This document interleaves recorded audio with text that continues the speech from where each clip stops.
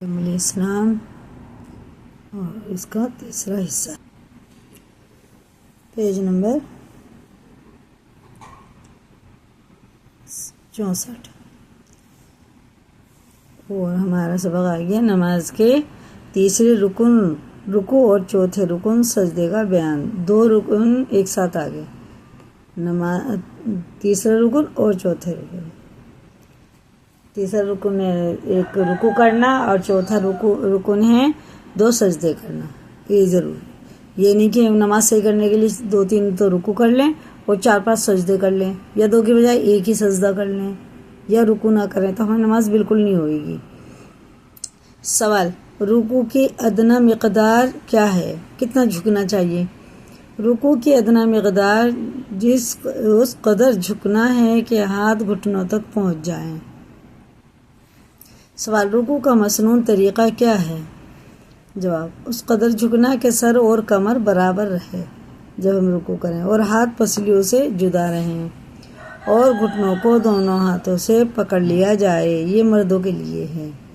اس قدر جھکنا کہ سر اور کمر برابر رہے اور ہاتھ پسلیوں سے جدا رہیں اور گھٹنوں کو دونوں ہاتھوں سے پکڑ لیا جائے۔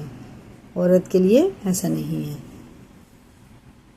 اور جتنا آسانی سے جھک سکے اتنا جھکے اور گھٹنوں پہ ہاتھ رکھ کے جھکے، یعنی کہ پکڑ لے اور سیمنٹ کے رکوع سجدہ کریں۔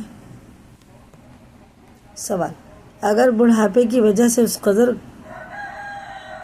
کمر جھک جائے یا کوئی اتنا کبڑا ہو کہ رکوع کی شکل ہو جائے تو رکوع کس طرح کرے؟ پہلے سے ہی آلریڈی وہ جھکا ہوا ہے، کمر میں کوب ہے کسی اور وجہ سے، تو وہ کیسے رکوع کرے؟ وہ تو خود چلتا ہی اس طرح سے جیسے رکوع کر رہا ہو۔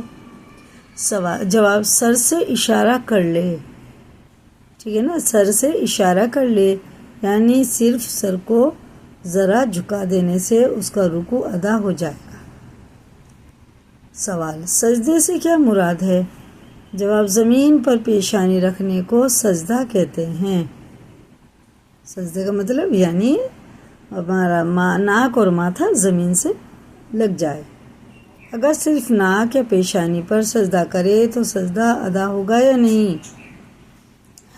اگر کسی عذر سے ایسا کرے تو جائز ہے، اور بلا عذر صرف پیشانی پر سجدہ کیا تو سجدہ تو ہو جائے گا لیکن مکروہ ہے، اور بلا عذر صرف ناک پر سجدہ کرنے سے سجدہ ادا بھی نہ ہوگا۔ دانہ نکل گیا ماتھے پہ، ناک پہ، اب زمین پہ رکھیں گے تو درد ہوگا نا، تو اس کے لیے مجبوری ہے۔ ہر رکعت میں ایک سجدہ فرض ہے یا دونوں سجدے فرض ہیں؟ دو سجدے کرنا فرض ہیں۔ ایک کریں گے تو ہماری نماز نہیں ہوگی، یا دو تین کر لیں گے اس نماز سے اچھی کرنے کے لیے، جب بھی نہیں ہوگا۔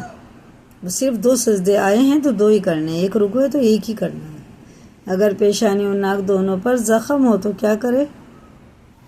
سجدے کا اشارہ سر سے کر لینا اسے ایسے شخص کے لیے کافی ہے، ٹھیک ہے نا، سر کے اشارے سے کر لے، زمین پہ نہ رکھے۔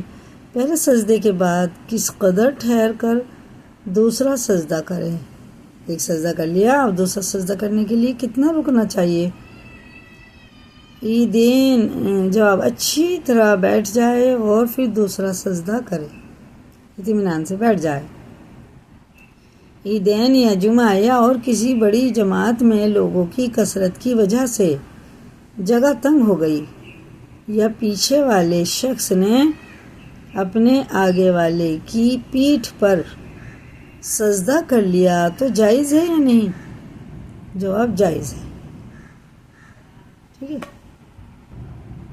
اسی کو یاد کریں، لائک کریں، شیئر کریں، اگر نئے چینل پہ تو سبسکرائب کریں۔ اللہ ہم سب کو دین کی توفیق عطا فرمائے، سیکھنے اور سکھانے والا بنائے۔